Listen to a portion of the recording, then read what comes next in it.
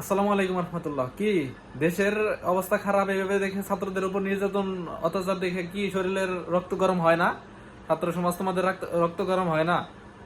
আমি তো ঘরে বসে থাকতে পারি না, আর তোমরা তো ঘরে বসে বসে ভিডিও মাঝে মধ্যে দেখি, ভিডিও পোস্ট করলে ভিডিও পোস্ট গুলা শেয়ার করতে পারো না। কি শরীরে রক্ত গরম হয় না? মা বোনদের যে অত্যাচার করা হচ্ছে, আজকে দেখলাম এক বোনের গায়ে হাত দিছে ডাবি ডাবি ভার্সিটির এক শিক্ষকের গায়ে পুলিশরা হাত দিচ্ছে। কি এগুলো দেখেও শরীরে রক্ত গরম হয় না? কি আজকে তোমরা এভাবে চুপ আছো দেখে সারা বাংলাদেশ চুপ হয়ে আছে। আমরা ছাত্ররা না জাগলে আসলে আমাদের দেশকে বাঁচানো সম্ভব হবে না। আমাদের আমাদের আশা, আমাদের আকাঙ্ক্ষা আমাদের রক্ষা করতে হবে। ওই বাইরের কান্ট্রি যুক্তরাষ্ট্র উপর থেকে বলবে যে সরকার তুমি তুমি পদত্যাগ করো, আর পদত্যাগ করবে সরকার, এটা ভেবো না। আমাদের সরকারের পদত্যাগ করতে হলে আমাদের কি মাঠে মানতে হবে। আমরা সমন্বয়ক, সবগুলো সমন্বয়ক এভাবে বসে থাকলে চলবে না। আমরা এখন ঘরে ঘরে সমন্বয়ক হওয়া উচিত। আর 1971 সালে যে মুক্তিযুদ্ধ হয়েছিল, আমাদের আজ ওই দিন না, আমাদের দেশ ডিজিটাল হয়েছে। আমাদের আন্দোলন আবার করে নিজেদের নিজেই করতে হবে।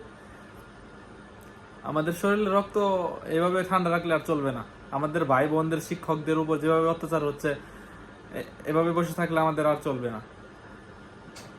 ব্রাক ইউনিভার্সিটির মাহতাব স্যাররে এইভাবে, ফাহাদ স্যাররে এইভাবে রিমান্ডে নেওয়া হচ্ছে, ডিপি নূর এইভাবে, ওদেরকে ওইভাবে রিমান্ডে নেওয়া হচ্ছে। আমাদের 6 সমন্বয়ক, ওদেরকেও রিমান্ডে নেওয়া হয়েছে।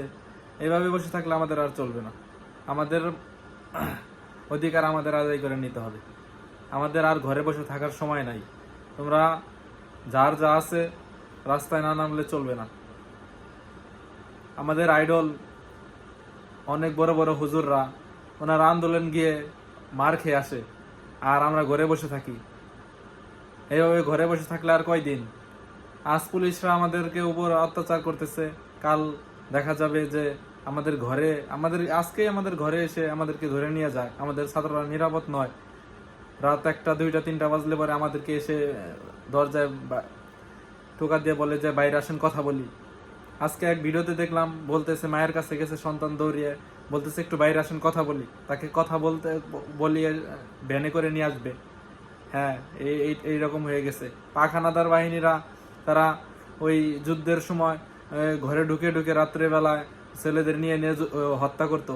আর আজকে আমাদের সেই চিত্র দেখা যাচ্ছে আমাদের মধ্যে। রাত্রেবেলায় পুলিশ এসে আমাদেরকে ডেকে ভ্যানে করে নিয়ে আমাদেরকে চলে যায়, আমাদেরকে গুম করে দেয়। এভাবে বসে থাকলে আর চলবে না। আমাদের ছাত্রদেরকে জাগতে হবে। আজকে অনেক আন্দোলন হয়েছে, এভাবে বসে থাকতে আর পারতেছি না।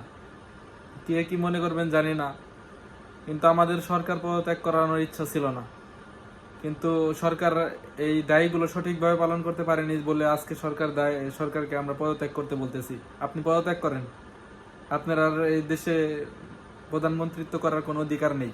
আপনি সঠিক দায়িত্ব পালন করতে পারেননি। দয়া করে আপনি পদত্যাগ করেন।